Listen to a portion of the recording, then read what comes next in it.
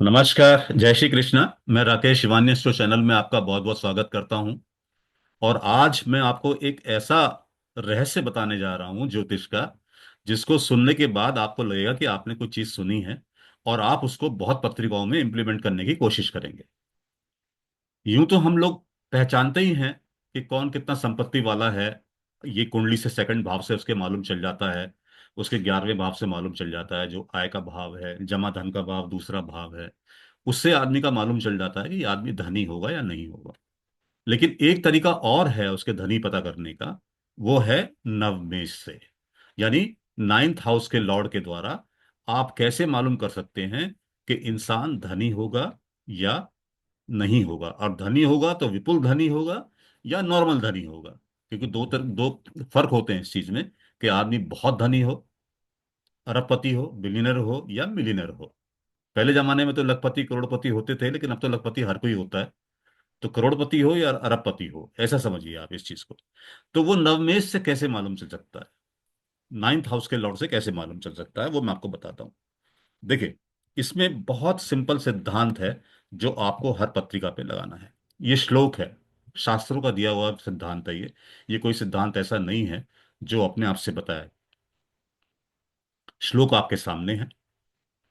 उसका अर्थ है कि 30, 16, 6, 8, 10, 12 तथा 1, 30, 16, 6, 8, 10 एंड 12 एंड 1, ये कला या ये रश्मि सूर्य आदि ग्रहों की होती है। मतलब क्या हुआ? इसका मतलब ये है कि सूर्य की रश्मि होती है 30, ये आपको नोट कर रखना पड़ेगा। चंद्रमा की रश्मि होती है 16, मंगल की रश्मि होती है 6, बुध की रश्मि होती है 8, बृहस्पति की रश्मि होती है 10, शुक्र की रश्मि होती है 12 और शनि की रश्मि होती है 1। तो ये रश्मियां या कला ग्रहों की, ये आपको याद रखनी पड़ेगी, इनको कहीं नोट कर लीजिए। तो नोट करने से बड़ा आपका फायदा रहेगा। ये सब चीज नोट करके आप रखिए। उसके बाद क्या करना है आपने कुंडली में, आपने लगन से नवमेष देखना है कि लगन से नाइन्थ हाउस का लॉर्ड कौन है, और चंद्रमा से नाइन्थ हाउस का लॉर्ड कौन है, वो लॉर्ड दोनों देखिए। जो ग्रह हों, उन ग्रहों की रश्मि को जोड़ लीजिए। मान लिया लगन से आपका नवा ग्रह आता है, नवे भाव का स्वामी आता है सूर्य। तो सूर्य की रश्मि 30 है तो 30 ले लिया। चंद्रमा से नवम भाव का स्वामी आता है तो बृहस्पति, जो बृहस्पति की रश्मि है वो आपने ले ली इसके अंदर, 10। उन दोनों को जोड़ लिया। अब दोनों की रश्मियां जोड़ने के बाद, ये दोनों की कलाएं जोड़ने के बाद, जो भी योग आता है उसको 12 से डिवाइड करना है।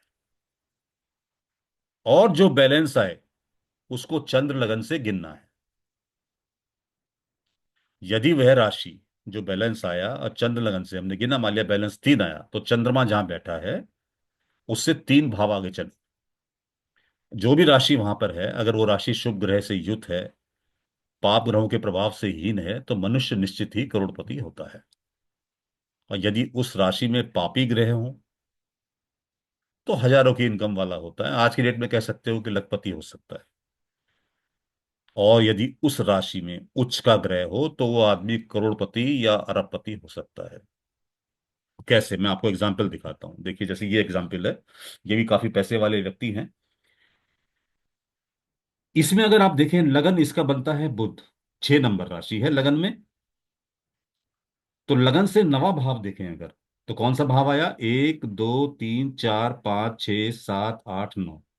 तो लगन से नवे भाव में राशि बन है 2 नंबर। इसका स्वामी हुआ शुक्र।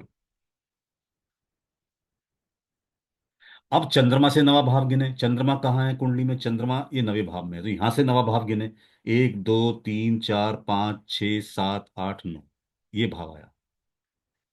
यहां पे कौन सी राशि है? यहां पे 10 नंबर राशि है।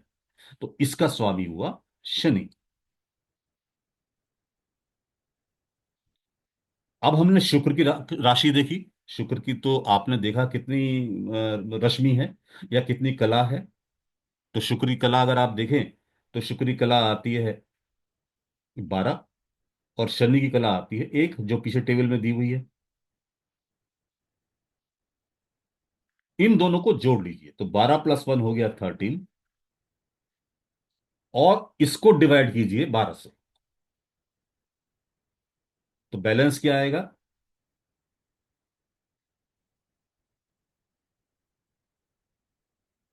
तो रिमेनिंग बचा 1, शेष आया 1। इसको जहां चंद्र बैठा है उस राशि से गिनना है।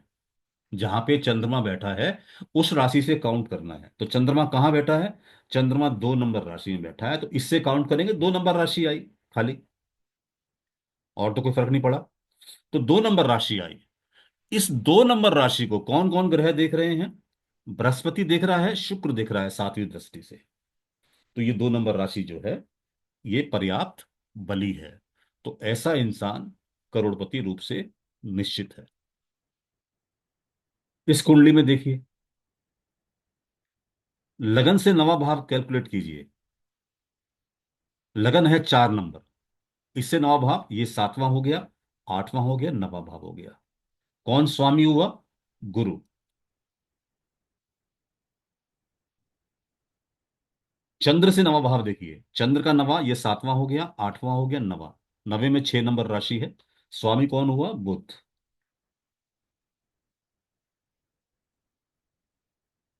गुरु की रश्मि है 10, कला जो लिस्ट दी है पीछे। बुध की रश्मि है 8, तो 18 योग आ गया। 18 को 12 से डिवाइड कीजिए, 6 बैलेंस आ जाएगा आपका। अब जहां चंद्रमा बैठा है उससे छठा घर चलिए। 1 2 3 4 5 6, 3 नंबर राशि आ गई। क्या 3 नंबर राशि पे किसी का प्रभाव है? शुक्र का प्रभाव है, शुक्र की 7वीं दृष्टि है। शुभ ग्रह का प्रभाव। अब शुभ ग्रह का प्रभाव हुआ तो जो राशि है उसका मतलब इसका करोड़पति होना बिल्कुल नियमक और हुआ। तो ये इंसान मल्टी मिलियनर स्थान है, करोड़पति। तो ऐसे करके आप भी अपनी कुंडली में चेक कर सकते हैं, या किसी दोस्त की कुंडली में चेक कर सकते हैं।